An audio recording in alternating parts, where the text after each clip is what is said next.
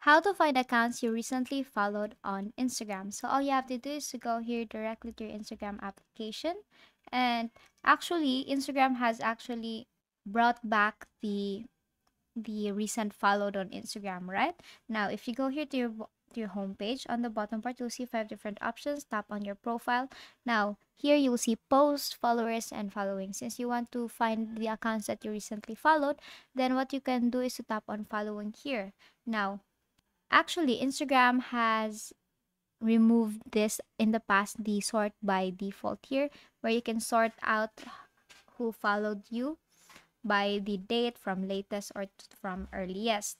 So if you do not have that option, then what you can do first is to go hit your app store or your play store, depending on what device you have there, and search for Instagram. Now here, you have to actually update the application to have the new feature where you can sort by the date of following there. So here, if you'll see an update button, you click on that and wait for it to be updated. It's very important for you to update your application because you can again access the new features of Instagram and of course clean up the application itself.